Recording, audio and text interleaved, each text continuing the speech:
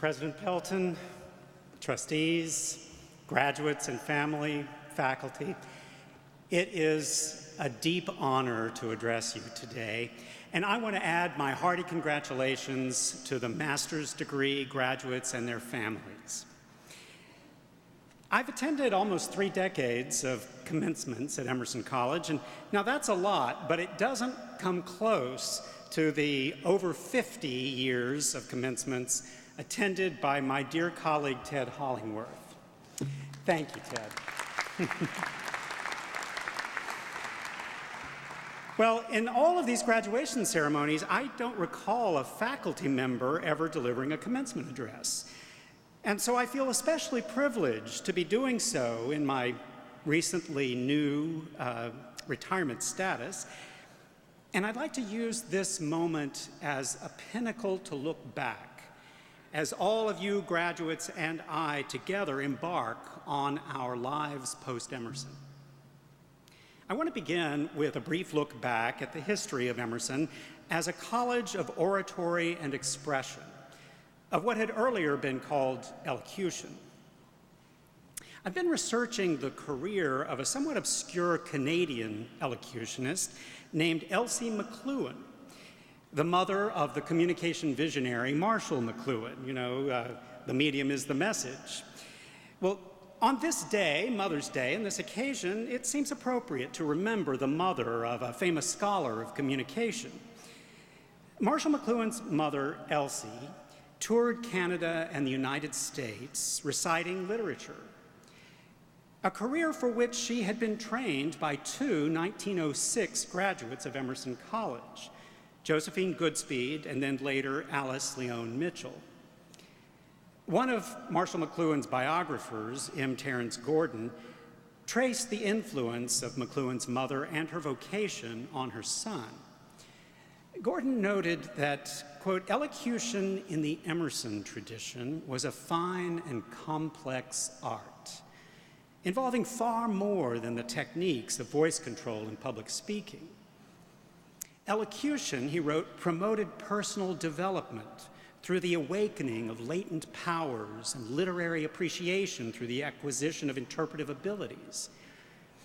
He went on to say that Goodspeed's syllabus encouraged the development of independent thinking and originality, using methods to arouse and keep the imagination active while speaking. As graduates and alumni of Emerson College, you're part of this tradition of excellence in oral expression, this legacy of independent thought, imagination, and originality. It's a tradition and a legacy that connects us to the vision and the ideals of the early presidents of Emerson College, Charles Wesley Emerson and Henry Lawrence Southwick. It's a tradition and a legacy also shared by an American institution called Chautauqua. Now, this has become a generic term for edifying and entertaining lectures, but its roots were the original Chautauqua Institute in upstate New York that began in 1874, just 6 years before the founding of Emerson College, and that continues to this day. In its broadest sense, though, Chautauqua was a social and educational movement that spread out from those roots on Lake Chautauqua in New York to touring tent Chautauquas that brought culture to small towns in the early 20th century. Tent Chautauquas were, in effect, secularized tent revivals, preaching moral uplift through culture as opposed to religion per se. Morally We Roll Along was the title of an engaging memoir written by a performer on the touring Chautauqua circuit named Gay McLaren, and that title expresses well the ethos of that whole movement. Now, I bring up Chautauqua not only because it shares with Emerson a legacy and a tradition of oral expression, but it also, in the early decades of the last century, provided jobs and careers for many Emerson College graduates, which I'm sure is a topic on the minds of many of you today. You see, Boston at that time was a center for booking agencies for lecture circuits. And in economic supply and demand terms, Emerson was a supplier of the talent in demand on the Chautauqua circuit. Emerson's third president, Henry Lawrence Southwick, and his wife Jessie toured on the Chautauqua circuits to great acclaim as platform artists. They would present solo performances of entire Shakespeare plays and other literary texts. It was a type of performance that was actually the center of the curriculum of Emerson College in those early decades for many years. Alas, the glory days of traveling Chautauqua has ended with the rise in the 1930s of radio, and Emerson College found new and different demands for its graduates to supply, as it's continued to do ever since. But Emerson's connection to this tradition and legacy was a major reason why I sought to obtain a position on the faculty here at Emerson College back in 1989 with a new PhD focused on the study of literature through performance. And a few years after I arrived, I discovered that the National Endowment for the Humanities had revived and updated the Chautauqua concept with grants to scholars to give lectures in character as historical figures for humanities programs across the country. This is one of the many reasons that I hope the National Endowments for the Humanities and the Arts will continue to thrive.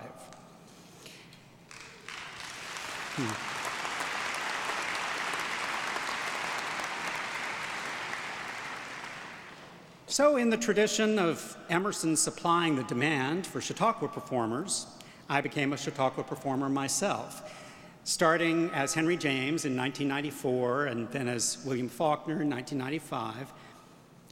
In these performances, I lecture and answer questions in character, using as much as possible the actual language of the characters.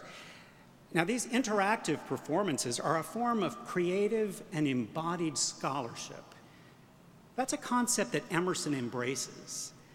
At Emerson, faculty and students study by doing, by making media, by creating political campaigns, by doing clinical work, writing prose and poetry, making performances, as well as traditional forms of scholarship. As those of you graduating have distinguished yourselves by doing. After 20+ years of doing these Chautauqua performances, of living vicariously in the language of James and Faulkner and other writers, I find myself using literature as a touchstone, as equipment for living, in philosopher Kenneth Burke's terms.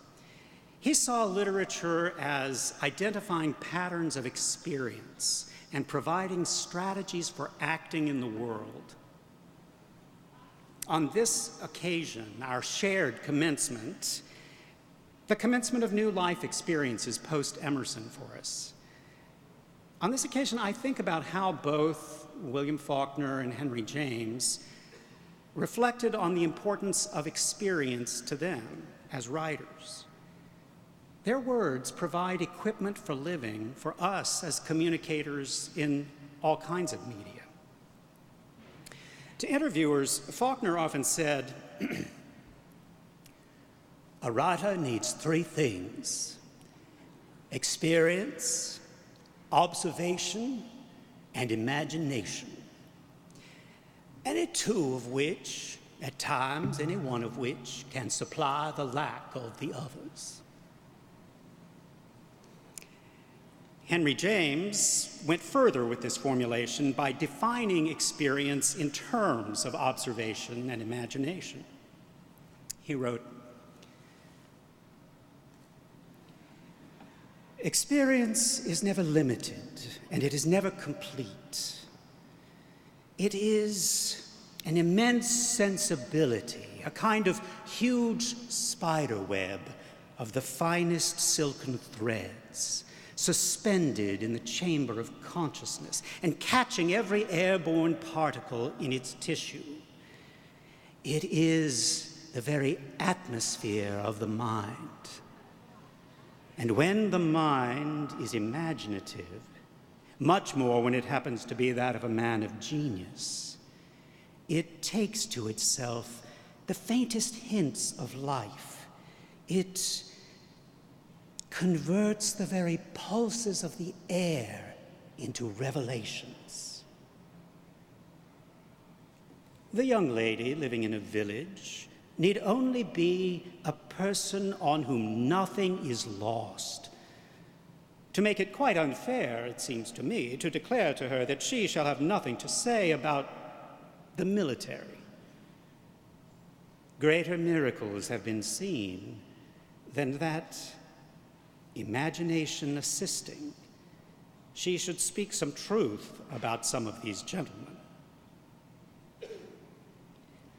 The power to guess the unseen from the seen, to trace the implication of things, to judge the whole piece by the pattern, the condition of feeling life in general so completely that you are well on your way to knowing any particular corner of it. This cluster of gifts may almost be said to constitute experience. Therefore, if I should certainly say to a novice fiction writer, write from experience and experience only, I should consider this a rather tantalizing monition, were I not careful immediately to add, try to be one of the people on whom nothing is lost.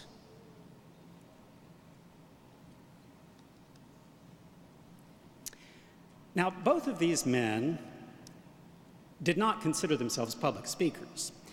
When asked to go on a lecture tour, James said he was as capable of giving lectures as he was of doing a trapeze act.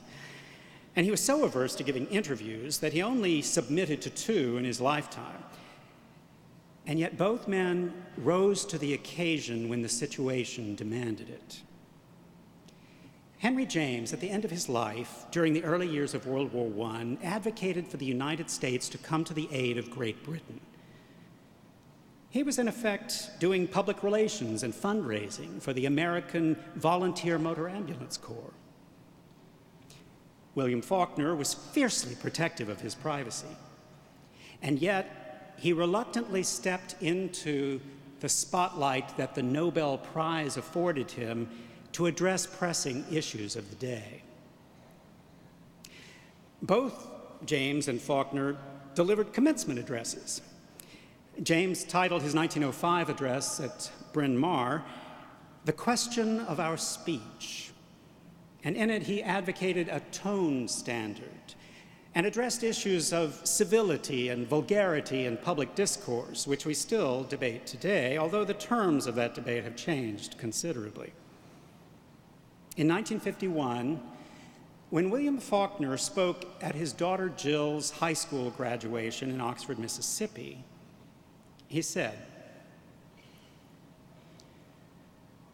"What threatens us today is fear.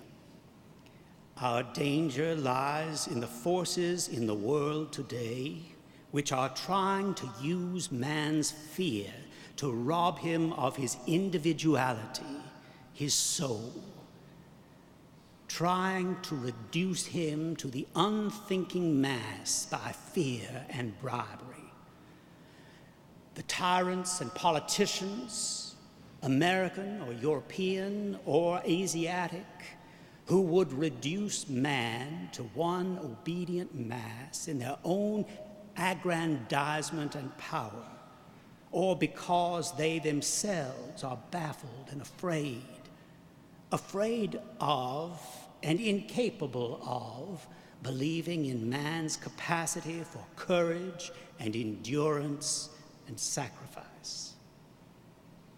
That is what we must resist if we are to change the world for man's peace and security."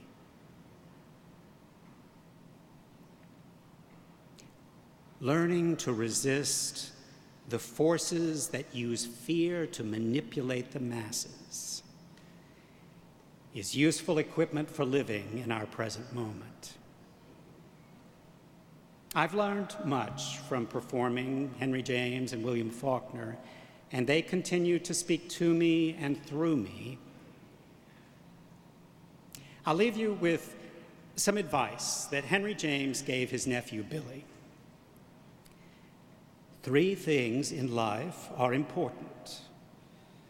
The first is to be kind. The second is to be kind. And the third is to be kind. Be particularly kind to your mothers and mother figures on this Mother's Day, and congratulations on your independence of thought, your originality, and your imagination as you assume your role as master's degree graduates of Emerson College. Thank you.